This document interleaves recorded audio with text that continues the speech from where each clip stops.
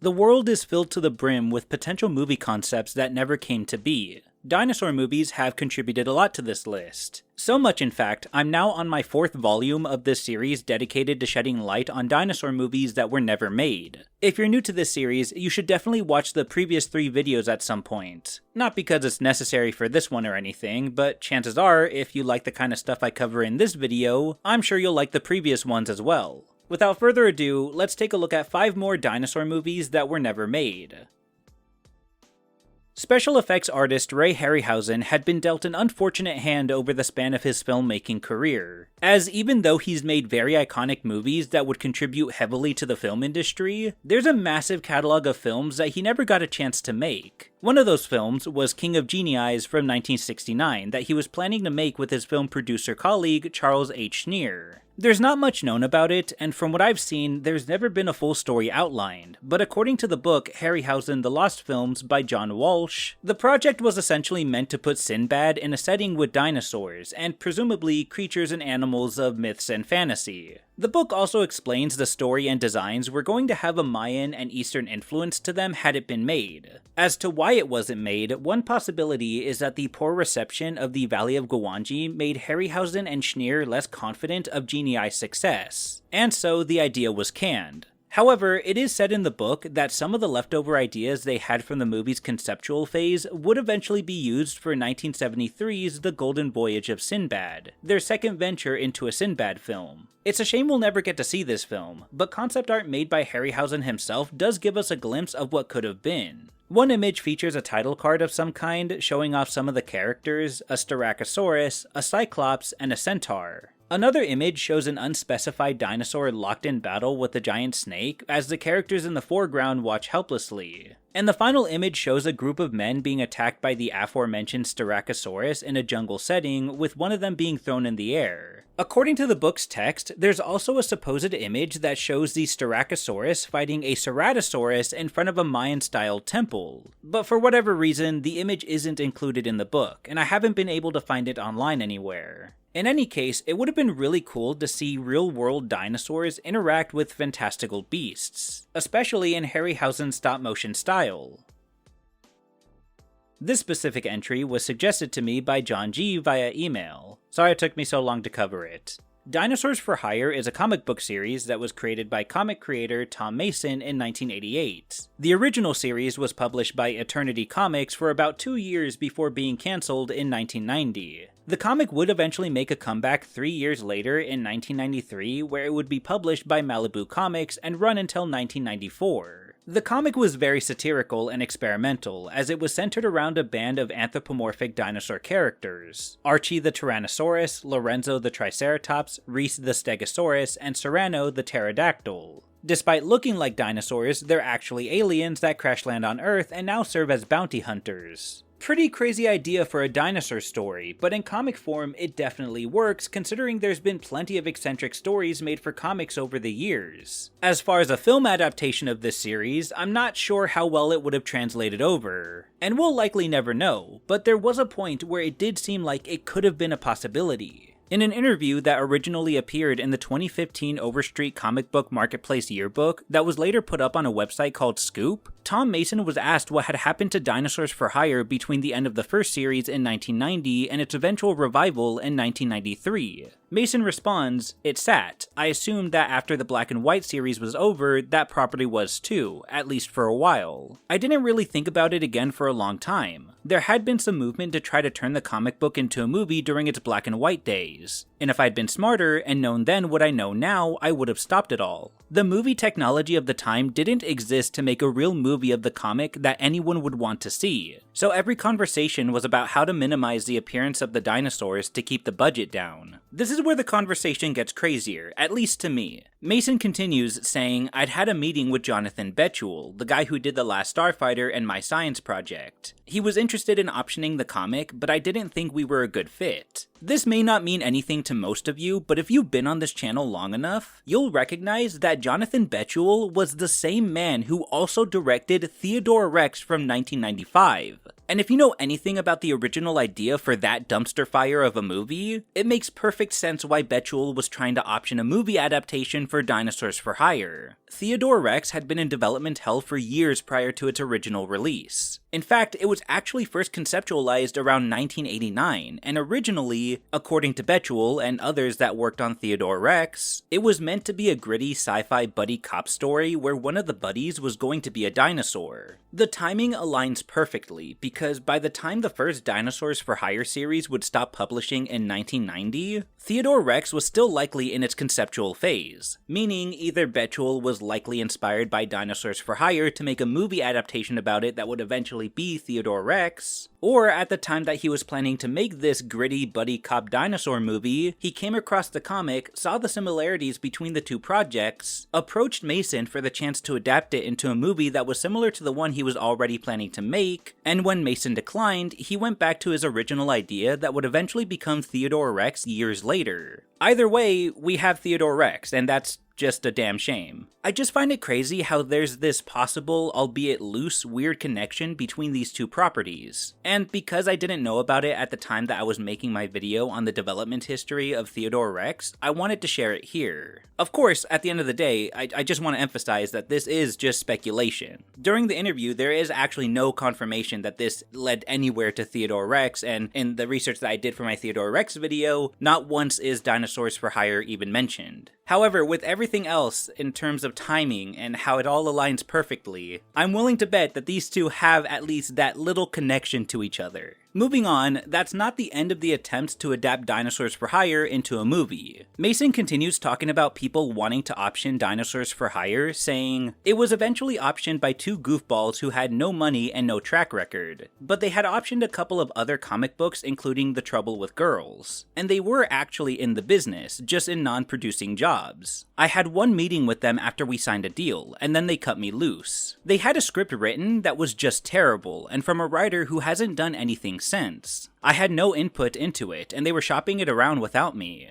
It's not specified in the interview what this script entailed. Maybe it was written with the lack of budget in mind, making a lot of the elements from the original Dinosaurs for Hire completely absent. Or maybe the producers completely missed the point of the comic's humor. In any case, the movie went nowhere, but that still wasn't the end of it. The script thankfully went nowhere, but Dinosaurs for Hire ended up at Fox being developed as an animated series. And I had one meeting at Fox, and it was clear that they wanted a series that was much closer to Teenage Mutant Ninja Turtles with lots of slapstick hijinks and catchphrases that would take the world by storm. The meeting with me was basically a courtesy to see if I had any ideas for how they could dumb down the concept and make it kid-friendly for TV. Well, I didn't have any ideas for that direction. And fortunately, the series never made it out of development, and the option lapsed. I was very lucky that nothing happened, because I could have lost my comic during that time, and in exchange, gotten either a terrible movie or a worse cartoon show. That's the way Hollywood works, and I knew that even at the time, and it still happened to me. I wasn't mad at anyone or even the generic Hollywood, but I was very disappointed in myself. I got smarter after that, but only incrementally, of course. From there, Dinosaurs for Hire sat in dormancy until it was picked up again by Malibu Comics, who not only continued it in comic form, but also got a video game of it released as well. But as far as a Dinosaurs for Hire movie goes, considering Mason clearly doesn't like the idea of one, I think it's safe to say we won't be seeing one anytime soon, if ever. Back in the early 80s, movie director and stop-motion animator Brett Piper had written a screenplay for a monster dinosaur movie simply titled Monstrosaurus. While there's not much known about the film, a synopsis of it was uploaded to the now-defunct film production site Kinetic Image Company Limited. The film was your typical monster-on-the-run kind of movie that centered around a couple of college graduates in geology, Ed Kramer and Anthony Sladen, who are called to investigate strange small-town rumors surrounding the nearby lake. Apparently, according to the locals, there was something dangerous in the lake, as there have been alleged cases of people going into it only to never return. During the movie, Kramer and Sladen run into skinny-dipping teens, their crazy shotgun-wielding father, and of course, the monster itself, which is portrayed as a prehistoric aquatic reptile with feet and claws on its forelimbs and flippers on its hind limbs. Images of the titular monster still survive on the Kinetic Image site, though not in the highest quality. Going back to the synopsis, at one point Kramer and Sladen scuba dive into the lake and discover that it's strangely warm. however also contains, quote, icy caves holding monstrous shapes, indicating the monster's origins. Other strange things start to happen around the lake, like dead fish washing up ashore and geyser eruptions, of which the pair try to study. They eventually make their first encounter with the monster later that night back at their cabin, after they're paid an unexpected visit by the teen girls from earlier. For some reason, one of the girls locks herself in the bathroom to take a bath right as the monster emerges from the lake and observes the light that attracts it from the water. This leads to an attack sequence where the monster breaks through the house trying to get to our characters. This prompts Kramer and Sladen to run outside and chase the monster away by burning it with gasoline. They alert the local authorities, who despite their skepticism, attempt to lure the monster out of the lake. Their plan works, but this leads to another attack sequence where more people are killed. It then swims back into the lake, but before long, it goes on yet another attack, this time at a party where it kills even more people. Eventually, our two main characters come to a sudden realization. Earlier in the movie, the monster had attacked a man in his car. In the process, it had shorted all of the car's wiring. This indicates the monster had some sort of electrical ability, similar to that of an eel. They used this to their advantage by leading the monster to a propane tank where its electrical ability once again goes off, causing the gas to ignite and blow up. The explosion kills the monster and our heroes make it out alive. However, just when we think everything is alright, there's a roar beneath the surface of the lake, indicating that something else had emerged from the ice caves. All things considered, Monstrosaurus wouldn't have been anything we haven't already seen in a monster movie. That being said, knowing Piper's style of stop motion, which is likely what would have been used to bring this creature to life, there's no doubt in my mind that it would have looked cool in action. Aside from the synopsis, the only other things that were made for this film were a few blurry images left behind on the Kinetic Image site. Two are of the Monstrosaurus model itself that I mentioned earlier, and the other is the cover of the film, showing the logo, a drawing of the monster, and of course, a half-naked woman. As to why the movie was never made, it's not explained, but movies in general are hard to get off the ground. When you have something like a low-budget film, it can be even harder to find the right people to contribute and harder to find the funds and the time to make it happen. As generic as this creature feature sounds, it definitely would have been cool to see the monster in action on film. There really isn't a lot of information on this one. I first came across this entry in the Dinosaur filmography, where a brief summary explains that a film called 5 Billion BC was conceptualized sometime in the 60s, and initially involved Austrian director, producer, and screenwriter Edgar G. Ulmer, and stop-motion animator and artist Jim Danforth. There wasn't even really a description of the film itself, only being described as a prehistory epic. And while it's implied there were plans to feature dinosaurs in the movie, no specific names were given. In fact, the planning for the film was very short-lived. According to what Danforth told the author of the Dinosaur filmography, I worked on 5 Billion BC as far as it got, doing storyboards and stuff. Gene Warren got in on it also, but it never got made. A little more information is given in John LeMay's book, Lost Films of the Lost World and Movies That Time Forgot. While also brief, it does explain that the film was originally planned before Hammer's 1966 film 1 Million Years BC, and it was going to include stop-motion dinosaurs as well as a cartoon animated opening sequence that was to be done by Danforth himself. But once again, no specific names are given. It should also be noted that the film apparently also went by the name 5 Million BC. Aside from that, there's not much else about the film. As to why it was never made, it's not explained, but there could be a number of reasons. Maybe they couldn't find the proper funding for it, as that seems to be the case with a lot of stop-motion films. Or maybe they got offered other projects that looked more promising. Regardless, it still leaves me wondering what this idea would have led to had Danforth and Ulmer managed to complete it.